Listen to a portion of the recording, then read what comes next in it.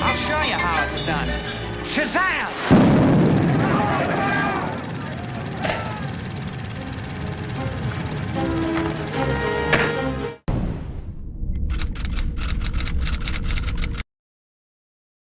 Hey, what's going on, guys? Welcome back to our channel here, Underdeveloped, and we want to welcome you into the new year with a recap of some of the best films that came out this year. A lot of movies came out. We're so sorry we could not get to all of them. We really wish we could, but we saw a lot of movies, and this is our top 10 best films of the year. Individually, Nick is going to go, then I'm going to go. Really excited about this one. There's a lot of good films, and we're happy to, share them with you guys. So here are my honorable mentions for the year 2023. We're starting off with The Creator, a pretty damn good sci-fi story. It's totally heavily inspired from a lot of other sci-fi stories, but it does tell a new or original tale. Next up, we have Asteroid City, Wes Anderson's movie this year. It's a pretty interesting movie, very different from what Wes Anderson would do, because it looks like a Wes Anderson movie on the surface. We have these crazy cast of celebrities playing all these characters, and it has all these bright looks. But then the more you deep out on the surface of this movie, where you get the real plot, where no, they're all actors, they're all losing their minds and in these characters that there's enveloping. And then we have Blackberry. Blackberry is a very interesting drama piece, biopic. Anyways, it's a good movie and tells a touching story. So please, even if you're not interested in Blackberry, I wasn't interested in the movie going into it, but after seeing it, I'm like, you know what? No, this is actually. I made you watch it because you had no interest in watching that movie. Exactly. So I was like, yeah, you should. And now I'm glad you did, because now it's on my honorable mentions. Another honorable mention: we have Dungeons and Dragons: Honor Among Thieves. It's a fun adventure fantasy film. It's it's not the most substance. The emotional core isn't bad, but it could have been a lot better. But with that being said, it has very unique. Chase sequences, action sequences, fight sequences. It takes it, it just does things a little differently than you would expect, and it has some pretty funny jokes, and it's generally just a good time. It's a shame it didn't really do that well at the box office. And then my final honorable mention, we have Dumb Money, which is a very good story. Another story I really didn't know much about going into it, where I heard about the GameStop stock stuff as it was happening, but I didn't know any of the finer details. And this is that was a big thing for a couple years. A year. Yeah. But then this movie is it really showed me the more human aspect of it. Why, because what makes the movie work is that it shows you why people got on this bandwagon. Because there was a real big screw the rich kind of vibe. Yeah, which I'm down for. Shit. Yeah. It's important, man. Yeah. Honestly, this is actually a really important story of how people band together and fuck shit up. Yep. So I'm definitely recommending this movie to watch. Again, it's not to the wealth. Eat the rich. Again, it's not the best movie in the world. That's why it's not making the actual list, but it's definitely worth a watch, and I'm happy to recommend it. Okay, now on to the actual list. Number 10, we have Godzilla -1. It's this very heart-touching story of post-war Japan, post-World War II Japan, and more specifically just a man who's everyone around him just keeps dying. He himself was supposed to die, but as a kamikaze pilot, but he decided not to. Because he was quote too much of a coward. No, what he had was common fucking sense. He didn't want to throw his life away, but he had all this guilt around it. And Godzilla, the monster, he ties into this guilt directly because all the people around him fucking die because Godzilla shows up and he survives that, and he ends up having survivor's guilt. And it's actually a very realistic portrayal of how that really fucks with people's minds. Because we see that in our main character, how he's struggling to really make a because he's in these situations where he kind of has a family mate. He kind of makes a family, he makes friends, but he's struggling to really express himself fully. He never really fully gets past it until near the end of the movie. He goes on this really heart-touching journey to really love himself again. And that's what this movie is really about. And Godzilla ties into that very well because he's just this force of nature that ties so closely into all the trauma he's been through this entire time. And it's just a really touching story and easily the best Godzilla movie I've ever seen, Japanese or American. Okay, and now we have number 9, the movie that made me feel so disgusted. Killers of the Flower Moon. I swear, if Robert De Niro and Leonardo DiCaprio showed up at the theater right after I saw this movie, I might have just instinctively punched them in the face. I might have. I was so angry. I don't like feeling those ways about those guys because I love those guys. Yeah, they're great actors who have played some great characters. But I want to strangle them. I want to kill them. I was like, especially De Niro. Fuck you. know, right? Fuck you.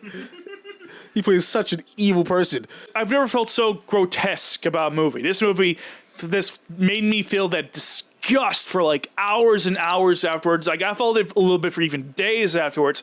That's how you know a movie is truly great, when it has such a strong emotional connection that you still feel it well after the movie's actually over. Now we're up to number 8, one of the more unique films on this list. Beau is Afraid. This movie, oh man. There is so much online discourse about this movie. Not a week goes by where I don't see an argument whether or not this movie is actually good or not. Actually, I don't see those discords. Where you reading them out?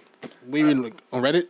Like a little bit on Reddit, like also on Facebook. Like there's some like pretty much any like online space that has groups specifically for A24 movie fans. Yeah, so there's a lot of online discourse about this movie. People are always either praising it or shitting on it, and there's always, and when this movie's coming out, there's so many discussions about what actually happens in this movie, because no one fucking agrees. Like, oh, this much is real, this much because he's on drugs. No, it's really just a dream. No, it's all this. Like, there's so many different analyses as to how this movie's great. No one really agrees what actually happens in this movie, but that's part of what makes it brilliant, because it's just like this crazy fever dream of a movie, but it does tell like an emotional story, and it gets you to feel things, gets you to feel the anxiety that Beau feels, and gets you to feel that. Because like even in the very beginning of the movie, the sound design in this movie is fucking perfect. And like you feel like just the sounds they choose, the weird visuals they have. Like I was able to tell very early on, I'm like, oh wait, no, this is just all the worst anxieties someone could have, no matter how ridiculous as they are, they're just happening. And that's just how he's perceiving the world. And that is the movie. I'm like, oh God, I'm in for 3 hours of this. I'm going to feel so intense. Anyways, we're up to number 7, American Fiction. This movie was very interesting going in. The trailer really got good laughs out of us every time we saw it. Just like the story of this black author who's pissed off because his sci-fi books aren't getting the recognition they deserve because they're not telling, quote, black stories. Because they're not, quote, black books. Even though he's black and it's his book, but that's not black enough, I guess. Yeah. And so he tells like a purposely stereotypical fucking black story. Like it's actually kind of silly the few times you really get snippets of what it actually is. There's this really exaggerated dialogue. It's just really funny. But honey, and that's a good chunk of the movie. But on top of that, the movie is like very spiteful of Hollywood, clearly just like throwing shade. It also is telling like a pretty heartfelt story about just a man and his family. And I kind of respect that, because it's clearly trying to also tell black stories while also shitting on, quote, black stories. Anyways, now it's time for number 6. Probably the movie got the most laughs out of me this whole year. Dream Scenario. Man, was that funny. Nicolas Cage is awkwardly walking into people's dreams, kind of being there. He's not even doing anything. He's just so funny. Yeah. Just him being there is just so funny. Especially with that stupid ball cap he's wearing. And it clearly bothers him, and it's a story of a man, of a nobody who suddenly gets famous, and he gets canceled just as fast as he gets famous. He goes on this such an intense emotional roller coaster, but that's exactly this character needed, because he was just like kind of autopiloting through life, and no one kind of like that. Number 5, we have Poor Things. Poor Things is such a weird, macabre fucking movie. It's a lot like Beau is Afraid in the sense that it's just very dreamlike. It's this very dreamlike quality, like things just kind of happen. They'll randomly change from black and white to color, while these like fucking set pieces that look like they're Monet paintings. It's like actually really bizarre and crazy and creative. It just draws your eye every frame. You're always looking at it. But what really makes this movie so special is just the lead performance by Emma Stone. Man, she fucking killed it. Mm-hmm, yeah, and Ruffalo. Ruffalo was really damn good too, and they had great chemistry. Yeah, I mean, really, the whole cast was good, but man, every scene with those two, oh, it's so good. Emma Stone's character is already just so fucking out there, crazy and wild. She really is just a kid in an adult's body, but like. It's like Big, but if Big was like Frankenstein. It is really crazy. It's like she discovers a lot about like human nature and sexuality, and she grows and she like She learns a whole lot, but she just destroys people along the way. Poor Mark Ruffalo. Mark Ruffalo was there to like take advantage of her, and man, he really got taken advantage of himself. Holy shit. And now we're up to our number 4. My number 4. A movie that I only started seeing commercials for after I fucking saw it. Saltburn. It is quite the movie. Man, I did not know what to expect going into this fucking movie, and holy shit. It is I described it in our review as the most aggressively bisexual movie ever made. Yeah. And I stand by that because it is. Barry Keoghan wants to fuck everyone and then also make them kill themselves. It is so true. Because, man, he is like he's got to be one of the most devious, manipulative bastards in the history of fiction. Yeah. Because, like, man, I mean, well, this family is really scummy. They're like out of touch rich people. Man, the shit he does to them is really fucked up. What a crazy movie. If you're the kind of person that's not too squeamish, if you're not going to be grossed out a whole lot, or if you enjoy being grossed out. There's some visceral things in this movie. Oh, sexually visceral things. There's a specific scene of a bathtub, which I will not be repeating. That was pretty rough. That had me like, ugh.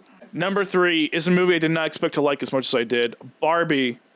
Man, if you told me a year ago I would have liked Barbie so fucking much, I would have thought you were messing with me. Because I looked at that movie, I'm like, I saw the trailers, I'm like, it looks okay.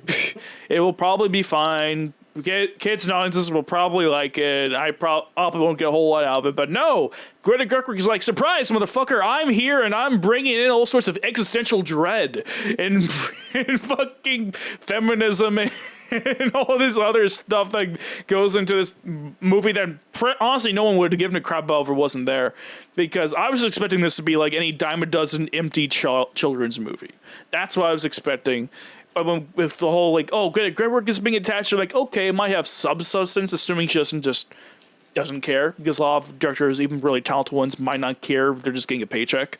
But she clearly did care. She's like, hey, there's like this weird and interesting things with the Barbie lore, like how all the Barbies are Barbie and all the Kens are Kens. I'm just going to play with that, take it to its natural conclusion, and then just wreak havoc as they just go to war with each other. As the Barbies like reconsider what it means to be alive, and the Kens are like, hey, we're being treated really shitty. Let's do this whole patriarchy thing. It's all about horses and cars and stuff. It's awesome.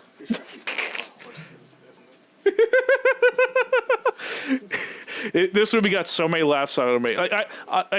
Fucking Ryan Gosling as Ken. I do not like Ryan Gosling in a lot of his movies, but man, he was perfect as Ken. He really shines in comedies more. Think about it. Because in dramas, he's really just one note, like this guy's smoldering kind of. Like, yes, I hate him in dramas. He is boring in dramas. Yeah, he really is. Like the cat is one just death stare, like just like he's just like standing in oblivion most of the time. He's like just staring into space. Dread, yeah, but like in comedies, like the nice guys over there, he actually does funny stuff. Like he actually has a lot of personality. And I think he's actually pretty funny. Okay, now we're on to the real top tiers. The best of the best right here. Number 2, we have Spider-Man Across the Spider-Verse. It is part 1 of a movie, which pains me because part 2 is probably going to be a 2025 release. Beyond the Spider-Verse is beyond our expectations. But man, what we got in this first half, fuck. The first move, Into the Spider-Verse is already a good movie, but man, this blows it out of the water. Even without Nicolas Cage, it's still a good movie. It's still just really good. It has a solid emotional core. It sets up a lot of interesting dynamics. We have lots of insight. It sets up a very cool cliffhanger too. And we have all this insight into other Spider-Men. And like, again, like if Expendables was supposed to be the movie where you have all the action figures bringing them all together, this is the reality of that. This is what that movie really was. It's like, no, we're bringing in all the Spider-Men. Toby's going to have a cameo. Fucking the lady from Venom is going to have a cameo. Lego Spider-Man's going to be a thing. Insomniac Spider-Man's gonna be a thing. Fucking Ben Reilly's gonna be in there, and he's gonna be really depressed and emo the whole time. Andy Samberg. Yeah. And we're gonna introduce fucking Miguel, Spider-Man 2099, to a whole new generation of people and make him threatening as fuck. Overall, a good movie. I'm looking forward to Beyond the Spider-Verse whenever that fucking happens. Yeah. Please. Yeah, because that cliffhanger, like, I need to see what happens. Like, come on, man. Yeah. I was so annoyed when that to be continued showed up on screen. I'm like, ah! And then finally, the GOAT, the number one, Past Lives. It is such a touching fucking movie. Why haven't more of you fucking seen it, you pieces of shit? This movie should be talked about all the time. Yeah. Everyone should be fucking just really at awe of what was accomplished here for a first-time director too. Man. If you liked Eternal Sunshine of the Spotless Mind, then this is like that, but way more grounded, infinitely more grounded by a lot. This is like a beautifully tragic story of people who drift apart and rekindle and drift apart again. It is the story of a lot of people's lives. I feel like we've all been there where we had that one relationship that really could have went somewhere but it didn't, and it tells that story just so perfectly. Just like following it. It's about growing up and the whole like deciding about about the difference of like being pragmatic or chasing your dreams. It's about a lot of things and it tackles it very well, and the characters are so well written, and like this movie could have been so much worse. They could have gone in a direction like, oh, she's married to an asshole and he just shows him up by being better than him and they get together. So much that worse. Would have been awful. That was so much worse. That would have made this a generic Hollywood love story kind of movie, but but this movie subverts that so hard. Yeah. It makes this a really tough decision and one where you really feel for everyone involved. Where it's like, it's just awkward. It's beautiful. It's awkward. It's painful. It's wonderful. It's euphoric. It's just so many things at once, and it does it all so pretty beautifully. It balances all so well. This movie is just great. It's a great movie that everyone should see, and that's why it has to be number one on my rest of the year list. Oppenheimer didn't even make my honorable mentions. What about you? Did it make Same. It didn't make mine either. Sorry. It's very long. I love Kirsten Nolan is one of my favorite directors working today. One of our most brilliant auteurs. But I'm sorry, man. This was boring. Yeah. There's aspects of it that I did like, and I think I did give it a good review upon first. You know, what I mean, like. Yeah, but the more it sits with us, it's like I saw it again, and it's I had not a vastly as good as people have been saying. lessened experience watching it again. And I'm like, no. Next on my list is Equalizer 3. The best action movie this year. John Wick 4 had it down in my list. I think I like other John Wicks more than John Wick 4, even though John Wick 4 was solid. Mm-hmm. I just think John Wick 4 is more epic and bigger, of course. But I mean, Equalizer 3 to me, I love the story. It's simple, but it tells it so well. It does. And Denzel fucking delivers. Antoine Fuqua, the director, delivers. You know what I mean? Don't skimp on the action. I like the story. I like the locale. Italy's beautiful. What more do you want? Mm-hmm. Solid. I loved it. Yeah. Best Equalizer. And honestly, yeah, word. I liked the first one. The second one sucked. Yeah. And then the third one was probably the best one. Next on my list is The Holdovers. You can mention that one. No, I didn't. The Holdovers. I liked it. I thought it was very touching. Great character progression, especially for the main characters. Like, I don't know the kid that played the main kid. Yeah, I don't know his name. But of course, Paul Giamatti. Yeah, Paul Giamatti was great. I knew somebody that worked on Billions as well, so they met Giamatti. But yeah, I thought he was good. Very good characterization. They really, someone that has his personality quirks, they really got him down to a T from the details. Yes. Also, I like the whole cool Christmas vibe to it. Mm-hmm. You know what I mean? Stuck in a school together. Yeah, it's a good holiday movie. It's heartwarming. It's a great holiday movie. Definitely a solid Christmas movie for sure. I thought it was good, man. The Color Purple. We saw that yesterday. Oh yeah. Didn't I start to like this movie as much as I did? It was a musical. The music hit. The music, it was R&B. A lot of R&B artists like Ciara, her, a lot of R&B stars in this movie. Fantasia was the lead. Didn't know she was the lead. And of course, the Little Mermaid, played by Halle Bailey. Yeah. She was good. Now, I don't know why they brought her sister, a twin. She has a twin that sings too, and who acts and is popular as well. Why not have them both together? But whatever. Yeah. And I thought she was good, but she wasn't in this movie as much as I thought she was, because she was the younger version of one of the characters. Yeah. But yeah, man, it was definitely poignant. It's like very really brought out emotions. I love the family. Coleman Domingo, he had one hell of arc. He was a really hateable character, and it turned into. But I think it was earned because I felt it was kind of fast, but it also made sense at the same time. Yeah. I felt it should have been a little more gradual. I thought they really should have took time You know what I mean? With that, instead of like, hey, I curse agree. you. Hey, I curse you. A lot of fucked up shit happens, and then he's all great now. You know what I mean? Like, Yeah, because like honestly, that's the only thing that's really kept the movie from being a contender for the list was because a lot of stuff it just is kind of rushed in it. yeah, the pacing is rushed, especially with that character, because that's the a bad thing about the because that guy's set in his fucking ways. He's not changing. You know what I mean? Yeah. So it takes a lot more than just fucking superstitions to get him there. You know what I mean? And lastly, my last honorable mention is Killers of the Flower Moon. It was another movie, poignant. It was eerie. It was fucking depressing to really show the dismantling, disruption of this thriving society of Native American women. You know what I mean? And also Lily Gladstone, she killed it. She was great. I mean, Leo and of course De Niro did their things. Kind of unique to see De Niro in a role like this, but like Lily Gladstone was the star of this movie for sure. My number 10 spot, No Hard Feelings. Yes, I did. I don't want to hear nothing. I love this. This movie was fantastic. It was one of the best rom-coms I've seen in a long, long time. It was good. Because it had all the symptoms of like a 2010, rom-com, whatever, like with like Cameron Diaz or some shit, and I thought it was gonna suck. It was fucking good, man. It actually had a great, good ending. You know what I mean? The chemistry was there, but we know they were never getting with each other because of the age gap. But like, sometimes I felt it kind of like the chemistry was really there, and it felt organic. It didn't feel forced into anything. Yeah. Because they took like a plot that really feels forced, and it made that shit work. You know what I mean? And probably the funniest scene and probably the greatest scene of this year and period in cinema was Jennifer Lawrence in that freaking van, and with the main lead kid, in the van, really. And the way it's set up, you really think that she's about to fucking skin him alive or some shit. And the genuine terror of him. Because what makes it so funny is that it's obviously not what's happening here.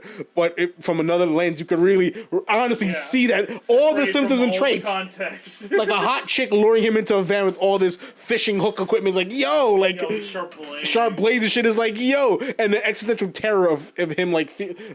In his perspective, I was bursting into fucking laughter, dude. Number 9, The Creator. If it was just for the first hour and 20, hour and a half, this was probably at least the second best movie of the year. Because this movie was fucking fantastic. John David Washington killed it, of course. As well as the kid, the little girl. Some of the best child acting I've seen in my life. She was adorable, such a sweetie pie, and talented. Made me feel emotions. Loved her. It looked really good, especially for its budget. If they could shoot that for like under 100 million, no reason why Killers of the Flower Moon is 200 million.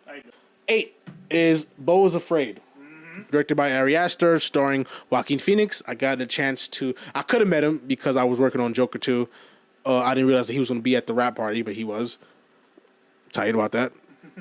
But anyways, yeah, man, this movie felt like a 3-hour nightmare. Because a lot of things that happen in this movie, like this is the surrealism and absurdity of it all. Honestly, it's like, and the real fear of it all, like really, and then all being obviously being linked to like some trauma that he has deep within his subconscious, ego, whatever. Like, and I connect to because that's the kind of things I kind of go through in my dream, especially when it's like kind of a scary dream. It feels almost very real, but it's also very absurd, and it kind of goes from one thing to the next. You know what I mean? Like him like having to.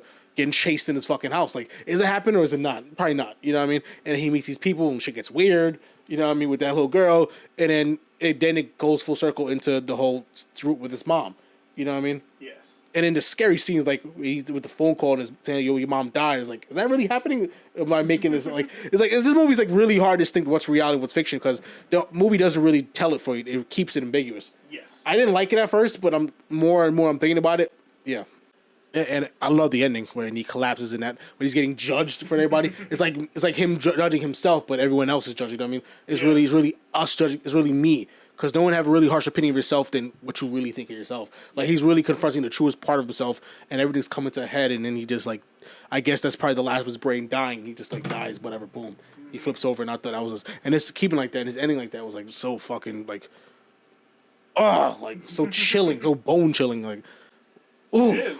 Like, you know what I mean? Yeah, this movie was something. This movie was really something. 7, Barbie. I'm not going to get too much into this because Nick already said it all. But yeah, this movie is Greta Gerwig, Ryan Gosling. Greta Gerwig and her husband Noah Baumbach teamed with Ryan Gosling and Margot Robbie and Michael Cera. Like a lot of good pieces in this movie, man. You can't lose, you know.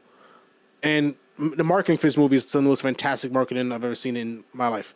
That mixed with Oppenheimer, gorgeous, went together like mac and cheese. Really, it was something. Oh, it was. It was something. It was really something. The Barbenheimer meme was everywhere. Barbenheimer, man. Barbenheimer. And then 6 is American Fiction. I mean, as a black man that's trying to break into the Hollywood circle, you know what I mean, that kind of works in it right now. Yeah, I relate to this.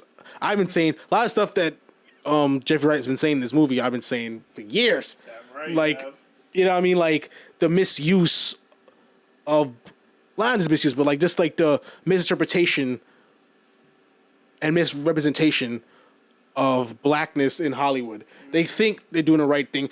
Even though they probably really know they're not doing it, they're just really capitalizing off of the struggle without the real struggle. Yeah. But you're just making it about the struggle, and it's like, no, for real equality, we have to like show ourselves in other lights. It can't just be linked to racism, systematic racism, or slavery. We can bring more to that. Why don't we? Yeah, and gun violence and drugs and shit like that. Like we can do more than that. We can be lawyers and doctors and computer people and you know what I mean. Like there's Charles R. Drew. Why we never got a Charles R. Drew movie? Why we never got a fucking even Tulsa Riots about a thriving black society that gets destroyed because fucking like the Black Wall Street got destroyed because white people was hating. Yep. We can do that. We can do fucking Marcus Garvey. We can do. You know, I heard of doing a Marcus Garvey movie, and who's supposed to play Marcus Garvey is from Black Panther and Us. I don't remember his name, but you know what I'm talking about. Yeah, exactly. Yeah, That's the it. big guy. Yeah. I know his name, but it's not coming to me right now. But yeah. Anyways, Mansa Musa, the richest person ever exists. The Moors, black people, Muslims, colonized their religion over Spain and whatever else in Europe. Why can't you show us Shaka Zulu? Why don't we do stories like that? And that's kind of the point. All while telling this, the main character. So the main character is basically this writer, and he's like, and that's kind of his stance on it. So he writes like in his book is in the book that he's writing, he's getting black typed. He's getting like black typed, but he's not even writing black books just because he's black. He's putting his books in the black section. It's kind of like The Weeknd. The Weeknd gets labeled as R&B, whereas music is obviously pop. Yeah. Because he's black again, but Justin Timberlake is more R&B, but he gets hot because he's white. Like it's the same bullshit. So he kind of writes a book to kind of like voice his frustrations and kind of make fun of the whole system, but then people end up loving it. You know what I mean? So then he creates this fake persona of being this like gangster black dude. You know what I mean? And he's capitalizing off it, and he's like really, and you get to see his disgust. You know what I mean? And I like the way the film tackles that, and I love the ending because the ending kind of like makes fun of the whole ending aspect of movies and kind of gives you different versions. What do you want to see? Because reality is not as interesting as the fiction I could write up in my, you know what I mean? Yeah. So it's like, I thought that was really done well. I thought it was a decent love story in there between him and Living Single Girl. That was his neighbor. You know what I mean? And also going through this trouble with his family, you know, with his like mother having to go into the, you know what I mean, to the old person's home because she's like kind of losing it, you know what I mean? And also great character played by Sterling K. Brown, you know, him being gay and having a divorce with his wife and his kids won't talk to him. And he's also was really funny. Like he had these really like brazen kind of scenes, like really out there. You know what I mean? I thought it was done really well. I thought him and Jeffrey Wright worked very well together. Thought he was funny. And I thought it just added to the emotional core of the movie. Even at first, I'm thinking like, no, let's get into what's already interesting, which is how the movie was marketed, which is, you know, him writing this black book, making fun of the whole system, and white people actually eating that shit up. Yeah. But no, we also give you this family movie, this reality to it, because us as black people have real lives. You know what I mean? We actually have, so this is actually a real black story. Saltburn, yeah, this was something. It was really cathartic and funny seeing this dude, Barry Keoghan, like just fucking dismantling this rich family.